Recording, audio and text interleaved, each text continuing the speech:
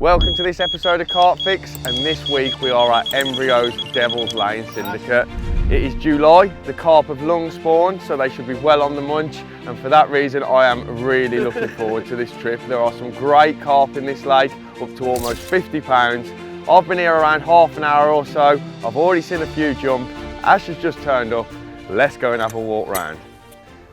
So we are at Devil's Lane Fishery, which is a syndicate run by Embryo on the outskirts of London.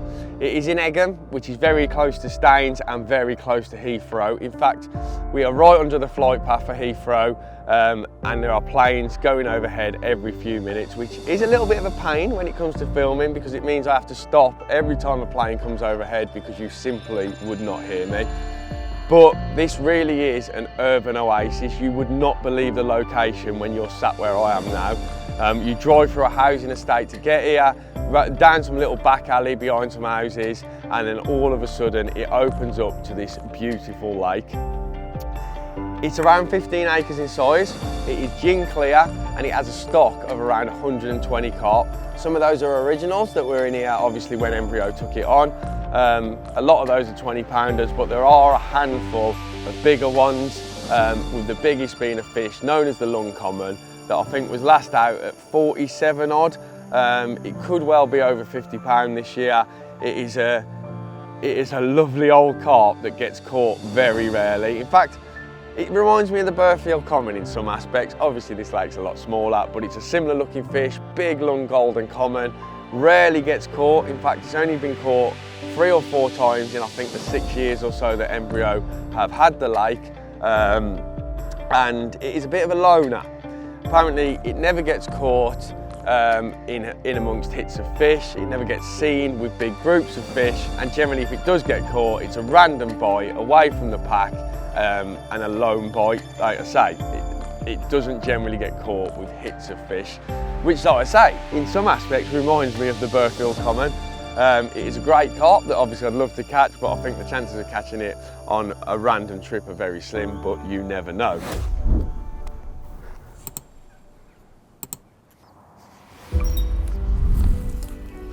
So I'm now about halfway through a lap of the lake. We're at the very far end of the lake, where the lake sort of narrows up into a bit of a bay. As you can see, the wind is blowing in here. This is a northwesterly, I believe, that has only been blowing since this morning. And I actually got here about 20 minutes before Ash did. So I sat in a swim by the car park known as the Shallows, which gives you a really good view of the lake. You can see straight down the middle of the lake. And I actually saw a few show out here, probably halfway across this bay. And one of them looked like a really good fish. Even from that distance, which is probably 600-700 yards, I could tell that the one was a big fish. So of course, as soon as Ash got here, we grabbed the camera and we've headed straight down here. I was hoping to see more, but we've sat in that swim for about 20 minutes, and now this one, which is the opposite side of the bay, for 10 minutes or so. I've not really seen a lot. I saw a very small fish. End of these bushes here, there, what was that there? It could have been a carp. I didn't really see it. It was out of the corner of my eye, but it looked more like a tench to me. But it was in the same sort of zone as where I believe I saw the carp. Obviously, I saw them from up there, and now we're down here. It's sometimes hard to tell exactly where they are. So this is a definite option. This is an option, although I would like to see more. But my mate Oscar Fortin fished here last week, and he did really well fishing on the shallows. Now, it was a lot warmer last week, and it is due to be cooler these next couple of days, which could mean they don't get on the shallows so much. I'm sure fish will still get up there because it's very shallow, very weedy. Fish love that, you know, that sort of shallow, weedy ground at this time of the year. And I did actually fish here once before in July, 3 years ago, and I did catch them off them shallows myself. But having seen carp out here, I can't ignore it. So I think we're going to carry on doing a lap, maybe do a second lap, because we have got a few nights ahead of us, and obviously, although we can move, I would like to start off in what I think is the right place. Right, so I've decided I am going to fish where I saw those fish jumping earlier on this morning. I did see fish on the shallows, but not many. There definitely was fish up there. I'm sure we'd catch a few up there, but something is drawing me to this area. Probably the fact that I saw what was definitely a big one show from up the far end. Before I got the kit off the barra, I've had a lead about because obviously before I set everything up, I want to make sure there's a presentable spot out of there. Having spoken to Graham, the fishery manager, before we came down, I explained the area I'd seen the fish jumping, and he said, mate, it's very likely to be weedy there. So, like I say, first thing I did, got the leading rod out. I've had a lead about, and I'm just looking for anything presentable, you know, a good firm drop. Ideal world, you'd have a lovely bit of gravel or a lovely bit of sand or a lovely silty area out there. But in an area that I have been told is usually very weedy, anything presentable would have done, and that is exactly what I found. You know, exactly where I saw that what could have been a tench roll, which I believe is in the same area as what I saw the carp jumping. Obviously I did see the carp from up the other end of the lake. In that exact area I'm getting there's a lot of silkweed out there, but bang on the right hand side of the bush where I saw the tench roll, I've found a lovely smooth pullback. I'm getting a great drop.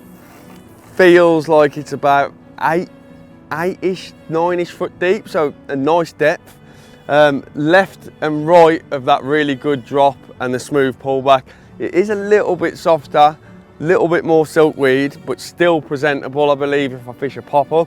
And then if I go more left and right of that area, it is very soft and very thick silkweed, which makes me think something has definitely fed in that zone, otherwise it would all be silkweed. I am more than happy to fish over what I've found. Like I say, I'm going to put pop-ups out there. It's not very far, I'm guessing. I've not wrapped it up yet.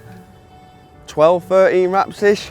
But yeah, the plan is now I'm going to get the rod set up, get the rigs out there, put maybe 20 spoms of bait out. The original plan was to go in heavy with a bait because I was advised to go in heavy with a bait. As I say, my mate Oscar fished here last week. He did really well, caught him over massive hits of bait. But we are in what is a relatively small bay at one end of the lake. I don't think I'm going to be fishing for hundreds of carp. I'm just going to try and catch a couple from here, ideally that big one. So that would be an ideal scenario, but anything will do. And obviously we've got 3 nights. If this isn't the one, or they move out, or they're not here, we can move elsewhere. There are definitely other options. But yeah, that's the plan now. Get the rest of the kit off the barra, get the rod set up, and sit back and chill.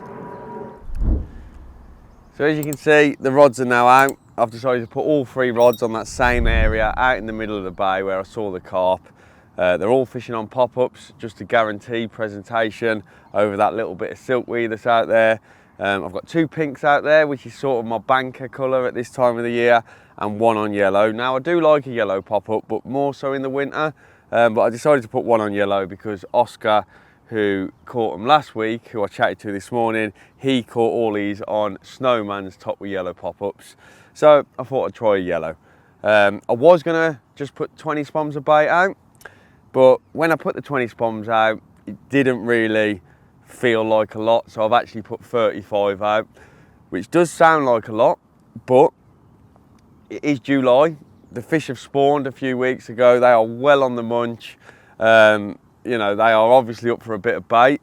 And having those bright hook baits over the top, I feel like they are more likely to get a quicker bite, you know, so I'm not too worried about having quite a lot of bait out there. Plus there is a bit of weed out there, so some of the bait is naturally going to fall in amongst the weed and almost be hidden.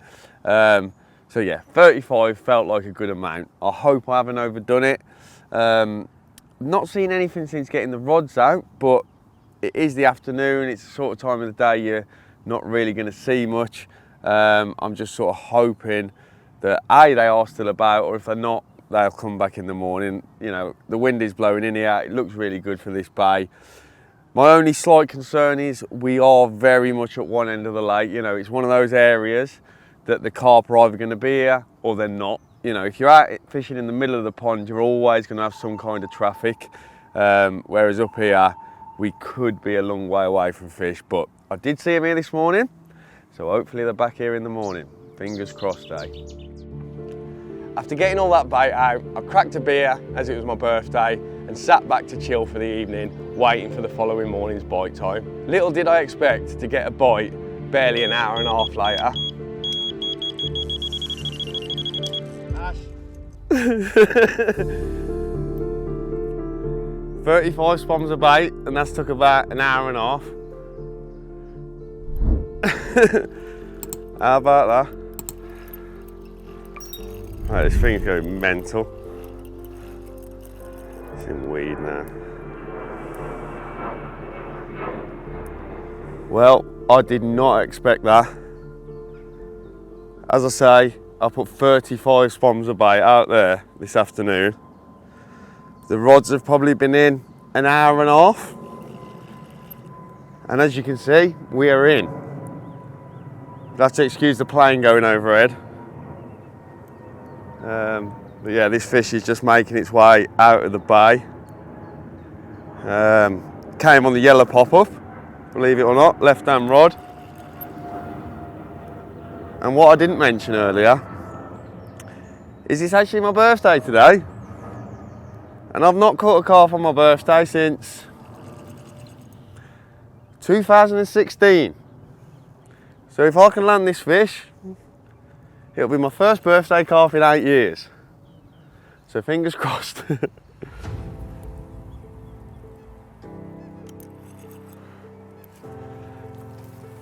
That is a nice looking carp. Come on. Come on. Come on, come on, come on, come on. Hey, happy birthday to me. We got one. Flipping heck.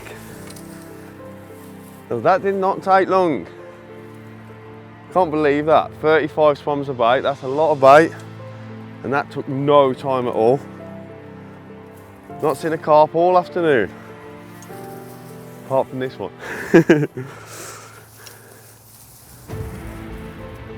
Mate, that's a nice carp, that is, lad. Is it? Yeah, it's not a big one, but it's a nice one. How's that for a start? Mate, I reckon that's a 30 pounder or close. It's definitely 29s.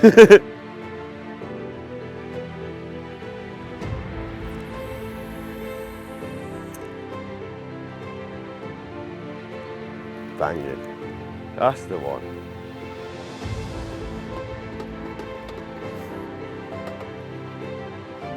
$33 an ounce maybe. 33.2 maybe. 30. Just over 33.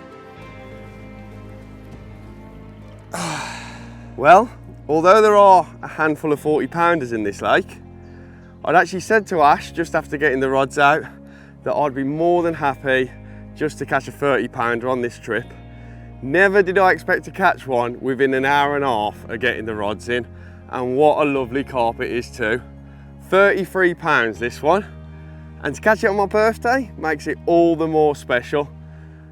As I mentioned before, this fish came over 35 spoms of bait, little yellow pop-up.